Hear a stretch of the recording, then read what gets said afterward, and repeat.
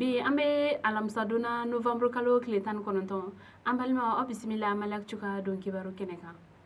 bi kibara minnu b'an bolo ka da kulo kan o de ye an ka foroba cakɛyɔrɔ min kɔni bɛ yen nɔ ni ale ka baara ɲɛsilen don dɔrɔgu kɛlɛli ma ale ni yalayala furaw bi kibara minnu b'an bolo ka da kulo kan o de ye an ka foroba cakɛyɔrɔ min kɔni bɛ yen nɔ ni o ka baara ɲɛsilen don dɔrɔgu ale ni yalayala furaw kɔni kɛlɛli ma ni an ko ma ko office central des stupéfiants ale kɔni bɔra kunu arabadon ka dɔrɔgu ba caman kɔni jeni kibara minnu sera ma olu kɔni y'a yɛrɛ k'a fɔ office central des stupéfiants ni o ye OCS ye i n'a fɔ polisiw ale ni gendarme ani douaniers ale ni kɛnɛya tigilamɔgɔw ani an ka kiriko ɲɛnabɔbagaw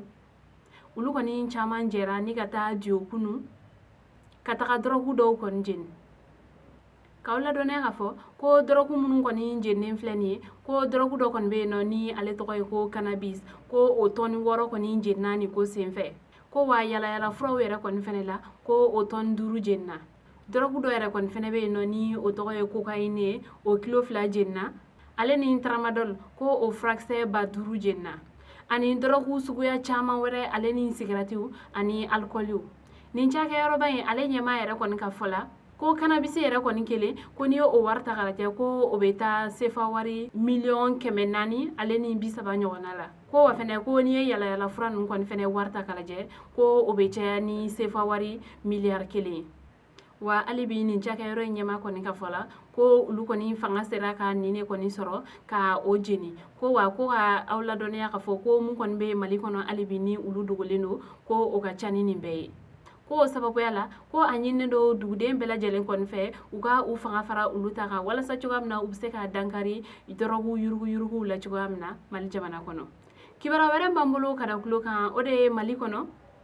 ko kaso 60 olu kɔni datugulen do kabini tarata don ko wa ko o ko kɔni bɛna to senna ko fo jumadon novembre kalo tile 20 kibara minnu sera ma olu kɔni y'a yɛrɛ k'a fɔ ko kaso olu kɔni lakɔlɔsibagaw ni o ye gardien de prison ye ko olu kɔni bɛ baarabila dɔ kɔni la ni o daminɛla tarata don novembre kalo tile 17 ko wa o ko kɔni bɛna to senna fo jumadon novembre kalo tile 20 gardien de prison ni o ye kasoladenw olu ka lakɔlɔsibagaw ye olu kɔni ka hakɛɲini jɛkulu ɲɛmaaba kɔni ka fɔ la ko olu kɔni ka nin baarabila in ko kun caman kɔni b'a la ko ga a lakumaba kɔni ye mun ye ko olu kɔni ka sariya dɔ kɔni de bɛ yen nɔ ni sigi kan ka kɛ o kan tuguni ka o kalan ko wa ko sariya wɛrɛ fɛnɛ bɛ yen nɔ ni o kɔni fɛnɛ kan ka labato olu kasoladenw lakɔlɔsibagaw ye ko o fɛnɛ tɛmɛlen kɔ ka bɔ yen nɔ ko olu kɔni fɛnɛ bɛ ka hakɛ dɔ kɔni ɲini u yɛrɛ ni jamana ɲɛmɔgɔw kɔni baden do ko o di olu ma ko n'i y'a ta ka lajɛ ko olu ye finitigiw ye ko wa ko mali kɔnɔ finitigi wɛrɛw yɛrɛ kɔni fɛnɛ bɛ yen nɔ ko musaka dɔ kɔni bɛ yen nɔ ni o bɛ tali kɛ so sara la ko finitigi tɔ olu kɔni ta bɛ daminɛ 10,000 ka taa bila fo 20,000 na ko ga olu kasoladenw lakɔlɔsibagaw ko olu kɔni ta cayalenba yɛrɛ ko tɛ tɛmɛ 7,000 kan ko olu kɔni m'a fɔ u ka fusaya ni finitigi tɔw ye ko ga u ni finitigi tɔw kɔni fɛnɛ bɛ ka kɛ kelen ye ko ka bɛɛ lajɛlen ladɔnniya ka fɔ ko nin tile 4 in kɔni kɔnɔ ko kasoladenw ko mɔgɔ si somɔgɔ kɔni tɛna se ka taa bɔ a ye ko wa fɛnɛ ko olu kɔni tɛna mɔgɔ wɛrɛ ladon kaso la nin tile 4 in kɔnɔna la ko wa fɛnɛ ko hali ni mɔgɔ min fɛnɛ kan ka bɔ kaso la nin tile 4 in kɔnɔna la ko olu tɛna o tigi labɔ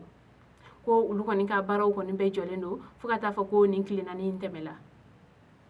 kibara wɛrɛ b'an bolo ka da kulo kan o de ye tarata don novembre kalo tile 17 an sɔn ko baganzo mɔgɔ 3 kɔni minɛla yen nɔ kibara minnu sera ma olu kɔni y'a yɛrɛ ka fɔ ko an sɔn ko baganzo 3 kɔni de bɛ yen nɔ ko ni mɔgɔw kɔni taara sɔrɔ ni mɔgɔ 3 ninnu kɔni u bɛ ka baganw kɔni minɛ ni ka u ladon mɔbiliba dɔw kɔni kɔnɔ u bɛna taga ni u ye ko dugudenw olu kɔni de sigala u la nin ko in kɔni na olu kɔni gɛrɛla u la ka sɛgɛsɛgɛli kɛ ka taa sɔrɔ ko ninnu kɔni bɛɛ ye bagan suyɛnlenw ye o kɔni kɛlen dugudenw olu kɔni ye fɛɛrɛ tigɛ ni ka se ni mɔgɔ ninnu kɔni ye gendarmew kɔni ka yɔrɔ la k'aw ladɔnniya k'a fɔ a bɛ kalo 1 bɔ sisan an sɔn ko ale kɔni ni a kɛrɛfɛdugu kɔni caman bagan suyɛn o kɔni kɛlen bɛ ka dankari kɛ olu la nin yɔrɔ kofɔlen ninnu kɔni na sabula tuma bɛɛ bingali kɔni bɛ kɛ ka ɲɛsin dugu dɔ kɔni ma ni ka taa olu kɔni ka bagan bɛɛ cɛ ka taga ni a ye an bɛ wagati min na i ko sisan ni baganzo 3 ninnu kɔni bɛ finitigiw kɔni ka bolo kan kibara wɛrɛ mana bɔ kɔfɛ an b'o da u tulo kan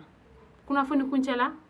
kibara wɛrɛ m'an bolo ka da kulo kan o de ye bi alamisa don novembre kalo tile 19 camancɛ fanga ale ye ministre de la décentralisation o kɔni kelen bɛ ka wele bila mali politiki jɛkulu kɔni bɛɛ lajɛlen ma ko u ka ɲɔgɔn sɔrɔ kati walasa u bɛ se ka kuma conseil national de transition kan k'aw ladɔnniya k'a fɔ conseil national de transition ni o kɔni bɛna kɛ jɛkulu ye jɛkulu min kɔni bɛna wasadenw ka olu kɔni nɔrɔ bila camancɛ fanga kɔnɔna la o kɔni sigili hukumu kɔnɔna la mali jamana ɲɛmɔgɔ olu kɔni ye sɛbɛn dɔ kɔni bɔ bɛɛ lajɛlen kɔni bɛ se ka a ka tata sɔrɔ mun kɔnɔ kabini o sɛbɛn in bɔra maa caman jɔra a niyɔrɔ la ni o kɛla sababu ye dɔw yɛrɛ kɔni y'a yɛrɛ k'a fɔ ko olu sen tɛna don nin ko in na walasa fura kɔni bɛ se ka sɔrɔ a la cogoya min na an ka minisiri bɛ yen nɔ ni o ye ministre de la décentralisation ye o kɔni ye wele bila mali politiki jɛkulu bɛɛ lajɛlen kɔni ma u ka ɲɔgɔn sɔrɔ kati walasa cogoya min na u bɛ se ka ɲɔgɔn lafaamuya kɔni kɛ ka fɔ ka bɛn sɔrɔ a ko la an balimaw ni le tun ye aw ka bi don kibaru ye ka da aw tulo kan